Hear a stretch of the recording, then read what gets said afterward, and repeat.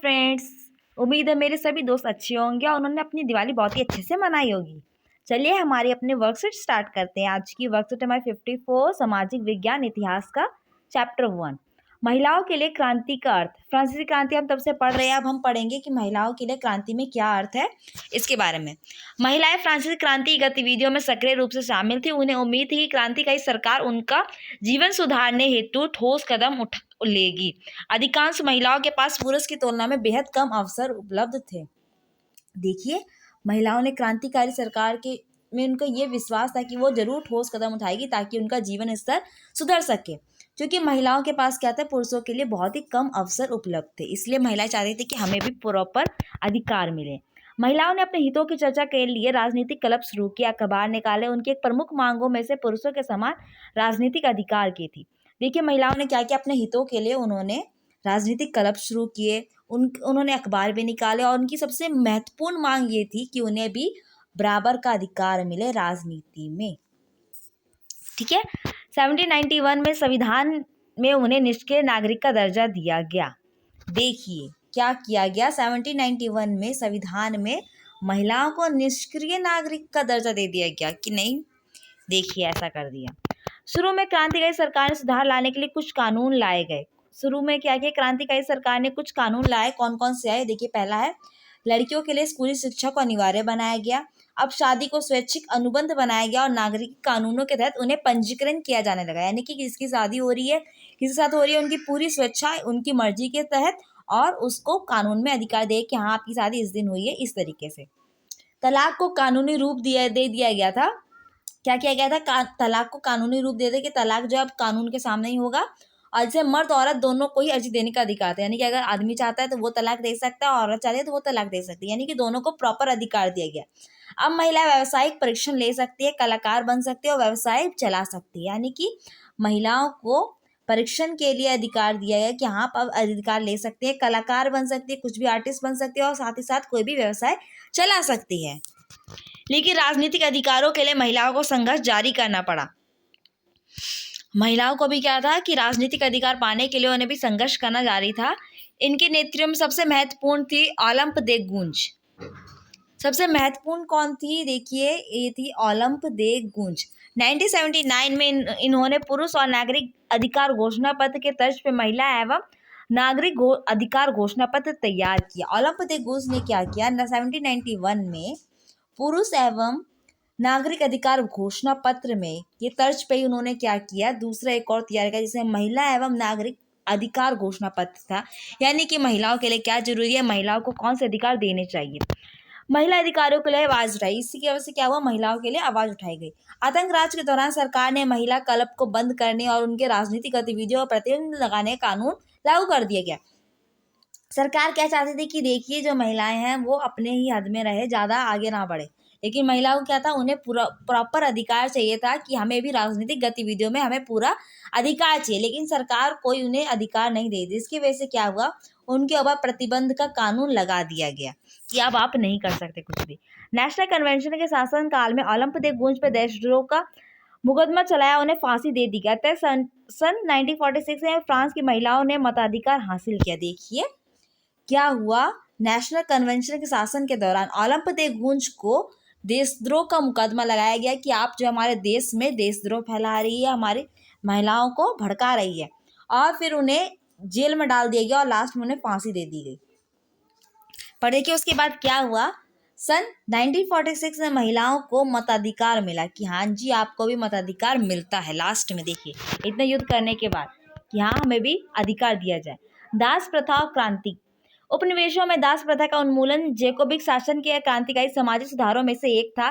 कैरिबियाई उपनिवेश तंबाकू, नील, चीनी एवं कॉफी जैसे वस्तुओं का महत्वपूर्ण आपूर्ति करता था। अपरिचित एवं दूर देश जाने वाले काम करने वाले प्रति यूरोपियों की अनिच्छा से श्रम में कमी को यूरोप, अफ्रीका एवं अमेरिका के बीच त्रिकोणीय दास व्यापार द्वारा पूरा किया गया। अब हम पढ़ रहे हैं कि दास प्रथा क्या थी और उसमें क्रांति क्या आई। देखिए उपनिवेशों में दास प्रथा का उन्मूलन किसने किया, जैकोबिक शासन की क्रांतिकारी समाज सुधारों में से एक था। यानी कि जैकोबिक शासन में दास प्रथा का उन्मूलन हुआ, उसको रोका गया। कैरिबियाई उपनिवेश तंबाकू, नील, चीनी एवं कॉफी जैसी जो वस्तुएं थी वहाँ पे कैरिबियाई उपनिवेश में वहाँ से मिलती थी। अपरिचित एवं दूर देश जाने का, जो दूर दूर देश थे और अपरिचित देश थे जहाँ पे लोग नहीं जाना चाहते थे, वहाँ के यूरोपीय लोग जो थे, यानी जो फ्रांस है, यूरोपीय देश के जितने भी लोग थे, फ्रांस, स्पेन और बाकी सारे देश, जो वहाँ के लोग किसी दूसरे देश में या अपरिचित देश में नहीं जाना चाहते थे, वो वहाँ पे काम नहीं करना चाहते थे। इसकी वजह से यूरोप, अमेरिका और अफ्रीका में, 3 से देश यूरोप, अफ्रीका और अमेरिका के बीच में त्रिकोणीय दास व्यापार शुरू करवाया गया। ठीक है, दास व्यापार 17वीं शताब्दी में शुरू हुआ। फ्रांसीसी सौदागर अफ्रीका से स्थानीय सरदारों से दास खरीदते थे। दास व्यापार पर निर्भर व्यापारियों के विरोध के भय से नेशनल असेंबली में कोई कानून पारित नहीं किया गया। देखिए, सारा जितना भी चीज था सब क्या था, दास व्यापार के ऊपर ही फंसा हुआ था। और इतना विरोध कर, इसके ऊपर लोग विरोध भी नहीं कर चाहते कि हाँ ये काम जैसे चल रहा है वो चलते रहिए, और किसी को इसके बाद आज़ादी दासों को नहीं मिली।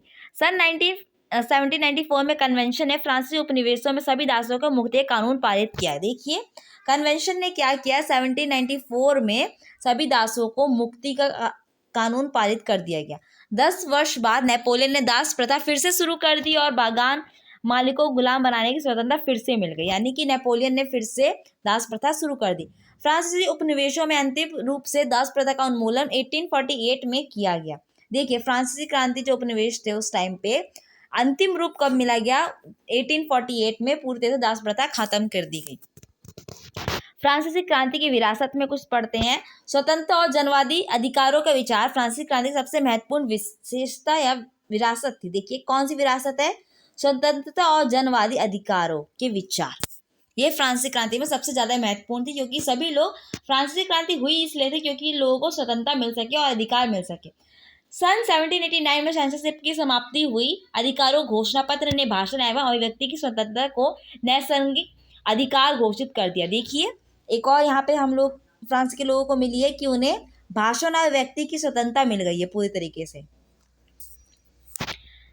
ये विचार फ्रांस से निकलकर बाकी दुनिया में फैले, इसके कारण सामंती व्यवस्था का नाश हुआ, जिसकी वजह से क्या हुआ, सामंती व्यवस्था जो हो गई उसका भी नाश हुआ। औपनिवेशिक समाजों में स्वतंत्रता ने अपने आंदोलन में दासता से मुक्ति के विचार को नई परिभाषा दी।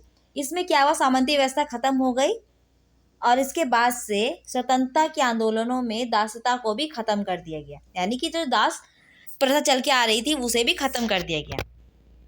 चलिए अब क्वेश्चन आंसर करते हैं। पहला क्वेश्चन है, फ्रांसीसी महिलाओं के प्रति क्रांति का क्या अर्थ था व क्या महत्व था। दूसरा क्वेश्चन कहता है, फ्रांस में की राजनीति में व्यापार में दासों का क्या महत्व रहा। तीसरा क्वेश्चन कहता है, फ्रांसीसी क्रांति के बाद कौन कौन से कानून बने जिसके आम लोगों के जीवन पे क्या प्रभाव हुआ। और हमारा चौथा क्वेश्चन कहता है, फ्रांसीसी क्रांति को उन विचारों की सूची बनाइए जिनका प्रभाव हम अपने जीवन में स्पष्ट रूप से देख पाते हैं। चलिए हम उसके आंसर करते हैं। पहला क्वेश्चन है, फ्रांसीसी महिलाओं के लिए क्रांति का क्या अर्थ व महत्व था। तो इसका आंसर है, महिलाओं के लिए क्रांति का अर्थ पुरुषों की तुलना में समान राजनीतिक अधिकार पाना था तथा अपना जीवन सुधारने हेतु ठोस कदम उठाना था। दूसरा क्वेश्चन है हमारा, फ्रांस की राजनीति और व्यापार में दास का क्या महत्व रहा। फ्रांसीसी सौदागर अफ्रीका से स्थानीय सरदारों से दास खरीदते थे और फिर उनसे काम करवाते थे। अपरिचित एवं दूर देश जाने और काम करने के प्रति यूरोपियों की अनिच्छा से श्रम की कमी को पूरा करने के लिए यूरोप, अफ्रीका और अमेरिका के बीच त्रिकोणीय दास व्यापार था। ज्यादातर व्यापार दास व्यापार के ऊपर ही निर्भर था। तीसरा क्वेश्चन है, फ्रांसीसी क्रांति के बाद कौन कौन से कानून बने जिससे आम लोग के जीवन प्रभावित हुआ। इसका आंसर है, फ्रांसीसी क्रांति के बाद बने कानून जिनसे आम लोगों का जीवन प्रभावित हुआ वो निम्नलिखित है। फ्रांसीसी क्रांति के बाद सेंसरशिप की समाप्ति हुई, भाषण एवं अभिव्यक्ति की स्वतंत्रता प्रदान की गई, सामंती व्यवस्था को खत्म कर दिया गया और सभी दासों को मुक्ति का कानून पारित किया गया।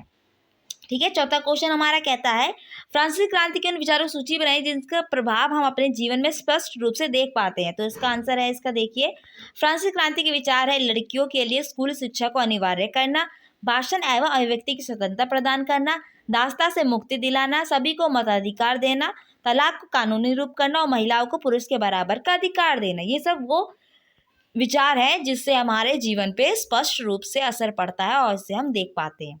ठीक है फ्रेंड्स, यहाँ पे हमारा वीडियो कंप्लीट होता है। आई होप आपको वीडियो पसंद आया होगा। इसे लाइक कीजिए, कमेंट कीजिए, शेयर कीजिए। आप भी प्यारी प्यारी वीडियोस देखने के लिए मेरे चैनल को सब्सक्राइब कीजिए। Thank you.